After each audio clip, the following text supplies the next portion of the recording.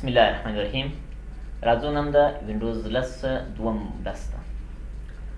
په تېر درسو کې کسیز فکر و راځم ورته ګور دلته رایټ کلیک وکړم. تېر درس ته ګور دا ټوله موږ وویله چې دې څه کار کوئ. اوس راځم ورته ګور دلته ویو ته پر ویو باندې کلیک کوم. ویو چې دی کنټرول ته ویل کېږي په انګلیش باندې. اوس دلته لیکلي وینئ وایي لارج آیکن دی، میډیم آیکن دی، سمال آیکن. مخکې ما چې څه وویل نو دغه علامې چې د کمپیوټر پر مخ باندې پرتې دي دې څه ویل کېږي؟ دې ته آیکنونه وایي. اوس وایي د آیکنونو ته څنګه غواړې لارج غټوې، کې میانه راوړې او کې کوچني راوړې. که پر دې لارج آیکن باندې کلیک وکړې ورته ګوره د آیکنونو ټول څه کېږي غټېږي.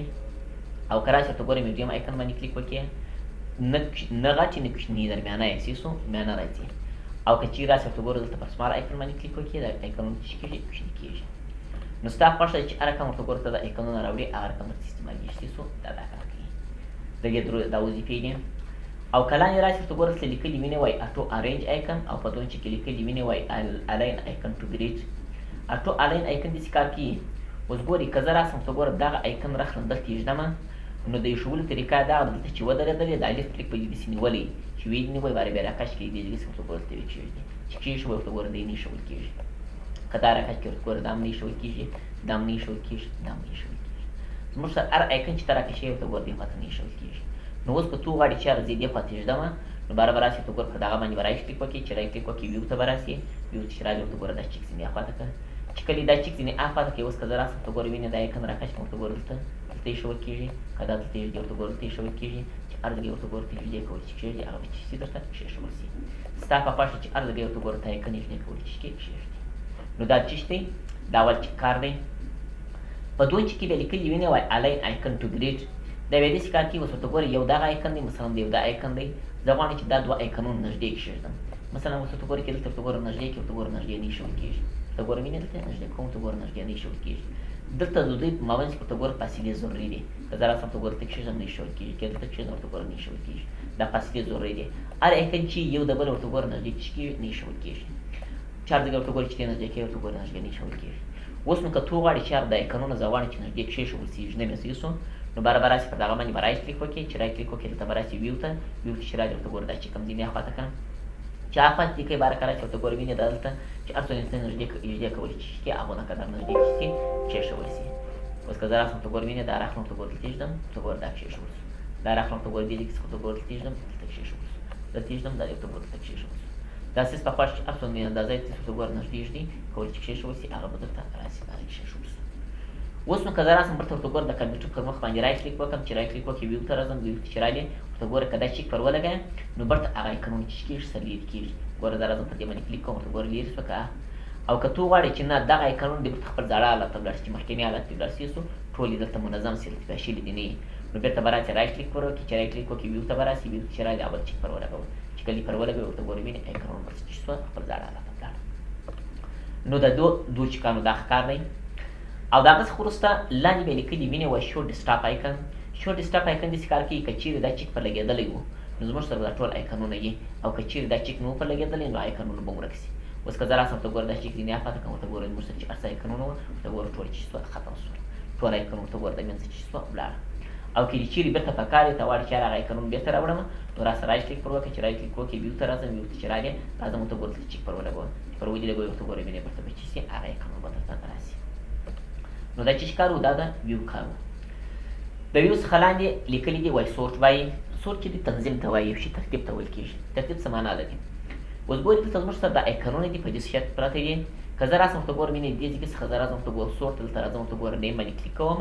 چې کله یې کلیک وکړئ نیم داسې کار کوي وایي دا د نوم د لارې راته حساب کړه. نوم د لارې داسې مثال دی چې اول لپاره هغه آیکنونه راوړئ چې د کمپیوټر پورې مربوط یي سیسټم آیکنونه یي. وروسته هغه آیکنونه راوړئ چې موږ پورې مربوط یي معنا اپلیکیشن آیکنونه یي سیسو یا یوزر آیکنونه یي. دا د نیم کار و. او د هغه څخه وروسته دلته یې لیکلي دي سایز. سایز به داسې کار کوي وایي د سایز د اندازې د لارې ښکاره کړه. خو زموږ سره په کمپیوټر کې چې هر شی پروت وي موږ ته اندازه څنګه معلومېږي؟ یا به د کیبي په شکل یا به د ام بي په شکل یا به جی بي په داسې اندازه موږ ته څه کېږي د اندازه رامعلومېږي.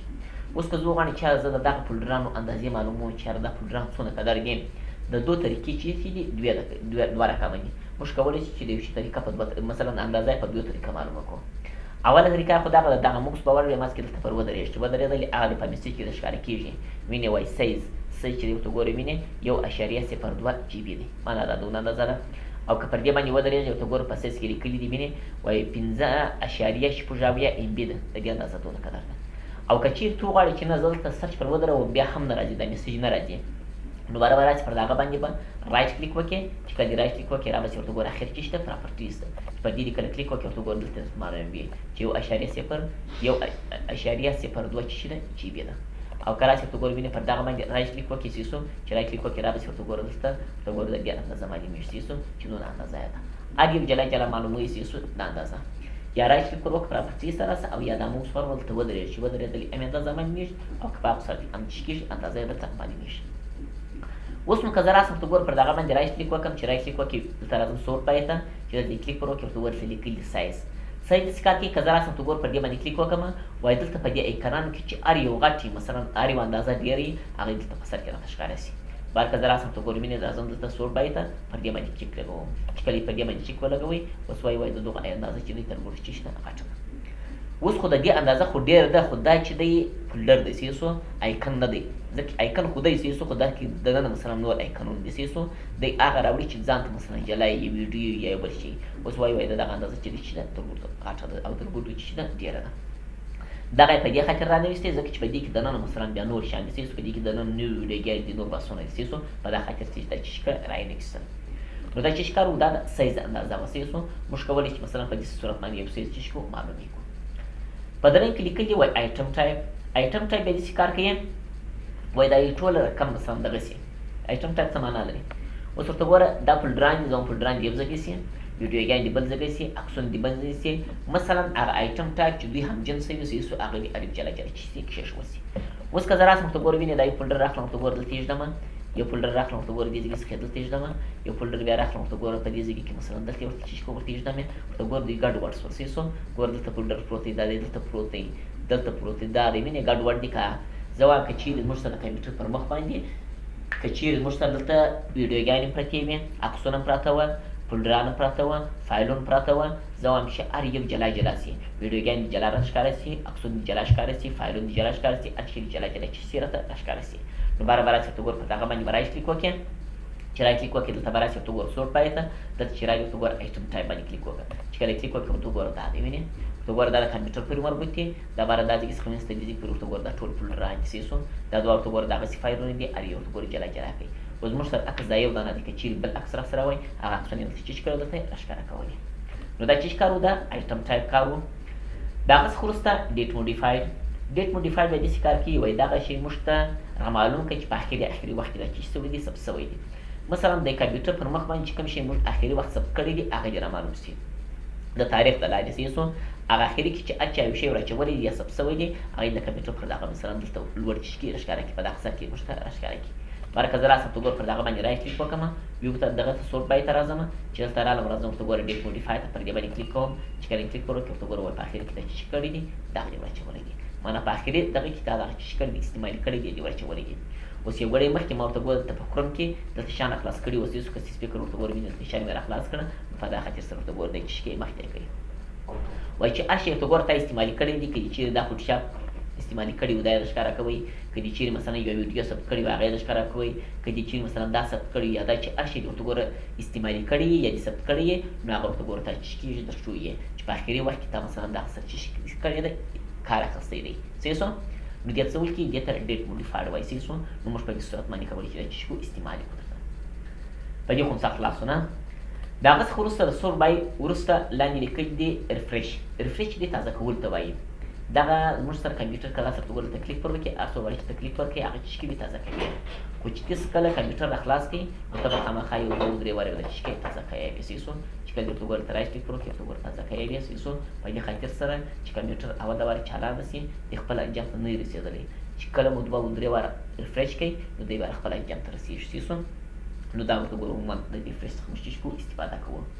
ریفریش که راسي ورته ګوره پر دغه باندې رایټ کلیک وکړي ریفریش ته راسي دلته هم کار کوي، او که راسي ورته ګوره دلته دغه F5 بټن داسې وایي هم کار کوي. که چیرې په کیبورډ کې F5 بټن وایه او که چیرې راسي ورته ګوره په دغه باندې رایټ کلیک وکړي صحیح شو ریفریش یې کړي د دې ټول کار چې دی هغه رقم دی صحیح شو.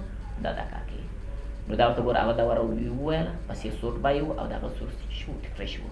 نو نن دپاره دغونه قدر بس دی. سبا د خیر انشاءالله که خدای کوو په بل درس کې به انشاءالله که خدای کوو دا لاندې ووایو انشاءالله که خدای کوو. صحیح شو.